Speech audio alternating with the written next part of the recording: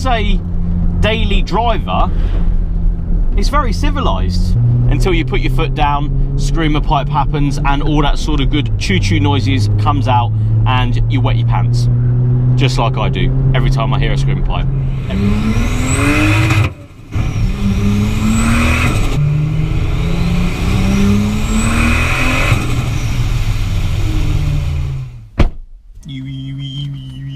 I'm crushing his stuff behind the seat.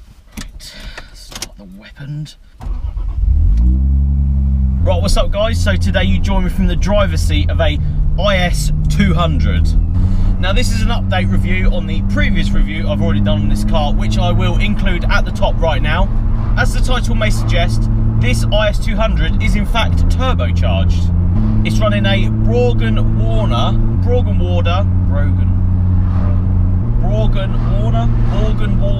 It's running a Brogan Warner, I think I said that right, S246 turbo. It's had uprated 310cc injectors from the previous time I did this car, and it is also running more boost. It's running 6 psi now, so we're looking at around 240 brake horsepower maybe, but obviously you won't know the true figure until it goes on the dyno. Obviously I wanted to catch this car now because he's up the boost, he's, you know, up the cc injectors and stuff, so I wanted to see what it was like after I did it, and we did it in probably the shittest weather ever. It was very cold, it's rather icy as well, so not the best sort of scenario for a boosted Lexus, obviously with your rear wheel drive. So now obviously strapping a turbo to the side of an IS200 is a very good idea, and I do like it. Now this has actually had a custom made manifold made by the owner and his friend in a garage to put this turbo on the side of this IS200. The boost, I have been told, has been lowered a bit, so it's able to spool a lot easier than it did. So, little second gear pull for us.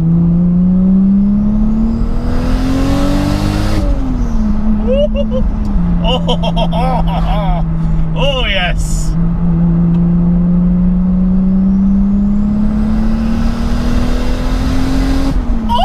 Oh yes.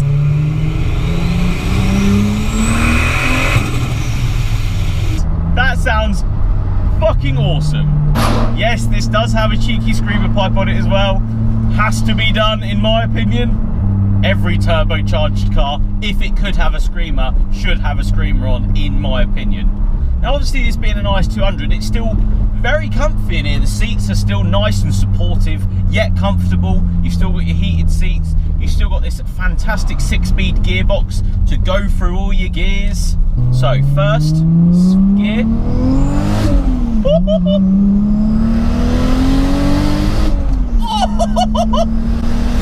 Oh yes!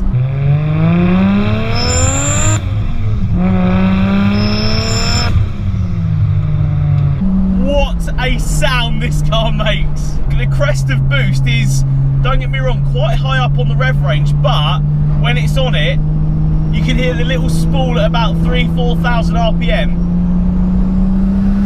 Oh yes! Oh, what a sound it makes! It's like a fighter jet taking off. This is awesome. As you know, I am partial to a good Lexus. I just like them. I think they're fucking awesome to start with as cars. But if you're willing to, you know, splurge a bit, get your hands dirty and stick a turbo on the side, what a car you can produce.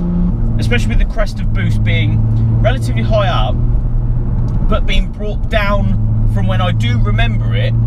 It is a lot better and it's a lot more controllable with the boost like this. It's sort of been ironed out a bit more, so you've got a bit more power in my opinion. You've got a lot more usable power as well. I must say the Tyne coilovers that this is on with the adjustable damping, so you can program it in the car to how much damping you want. That is a very good idea, and I didn't remember this car being so nice to sort of be in. It's not juddery at all, it's not bouncing around the road at all, which is just what you want from a set of coilovers.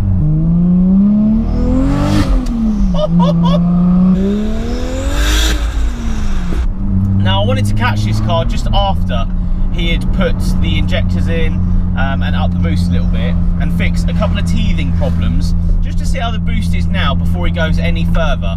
The next things for this car are going to be the bodywork. It's having wide arch kit put on it, a big ducktail spoiler put on it. It's also got a set of ball bit A's on it with a 10-inch rear and a 7.5 front.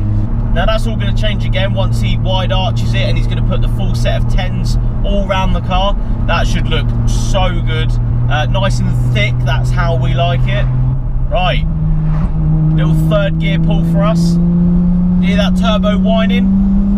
Put your foot down. Oh! The fucking noise it makes! Oh my god!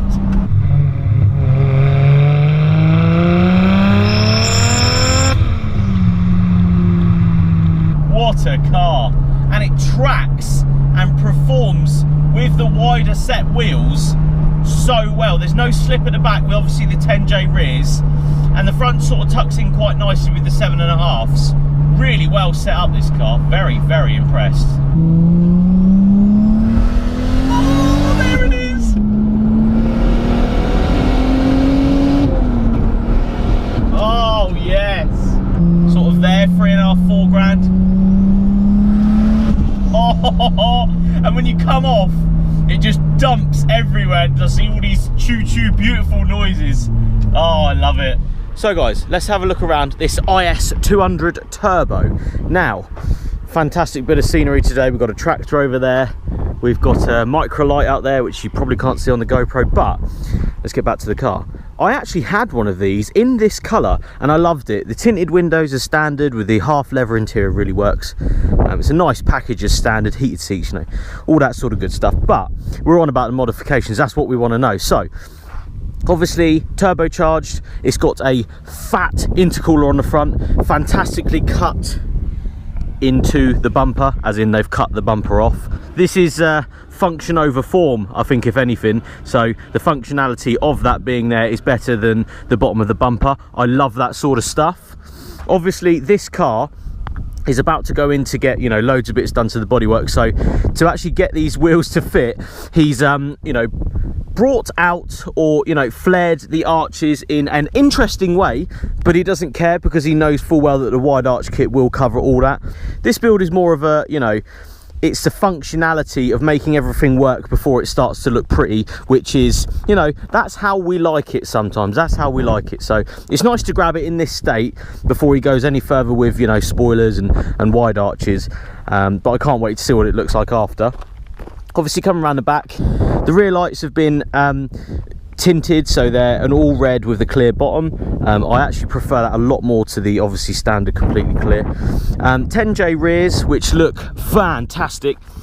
You really get a sense of how wide this car is once you're sort of stood at this sort of position. You can see perfectly exactly what he's after and how wide the track is at the back, and obviously with a bigger arch on it, it's going to look awesome, isn't it? It's going to look so good. If we jump inside, obviously you've still got the fantastic looking IS200 interior wheel, all the climate control, heated seats, you've got all that sort of good stuff. The 6-speed gearbox is still in there. Obviously you've still got the fantastic looking gauges, which sort of look like a watch. I've been a very big fan of that sort of cluster setup. And you've also got the integrated dash pod that he's made up for the top of the heater vents there. Obviously custom made that himself, which is pretty cool. It's looking good. I like this car, and I like my IS's, and I like my good Lexuses. You know, this sort of stuff turns me on. This is where it's at. I'd love to turbo a Lexus. I think it's an awesome sort of setup as a good base car for you to get an unbelievable car out the other side for, you know, next to not a lot of money. Let's be honest, the base IS200s these days are relatively cheap. You can pick one up for next to nothing, in my opinion. And you've still got, you know, the 6-speed, you've still got more than enough brake horsepower, really, as standard. I think about 154, if I remember, from the 2-litre engine as standard. You know, you can have a bit of fun in it if you really want to, but obviously strapping a turbo and a screamer pipe on the side is probably the best bet, in my opinion. Also, Adam at 6-to-1, buy an IS200. I've had one, they are awesome. The only reason I actually sold it is because I bought another GS300. That was the only reason. Definitely go and buy one and then strap a massive turbo to it. And obviously around town, still as a little daily driver, it's still a very comfy, well equipped. The clutch is very usable through traffic. The brakes have been upgraded as well to a EBC red stuff pads with drilled and grooved discs. And there's a retro Audi taxi. That's very nice. Nice to see a little bit of retro taxi going on there. I mean, as a daily driver, it's very civilized until you put your foot down, screamer pipe happens, and all that sort of good choo-choo noises comes out, and you wet your pants. Just like I do every time I hear a screamer pipe. There's the boost, there's the screamer. Oh yes. Oh.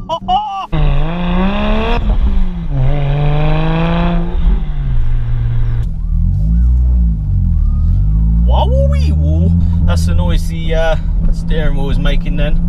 Shout out to Adam LZ that reminded me that that noise is a noise that I need to be making more often for cars, because they all seem to make that noise. Remember guys, the Circle T that I have been wearing throughout this shoot is now available on the FYD Apparel Clothing website. Head over there, check it out. Stupidly happy with how these came out. Again, limited numbers as always.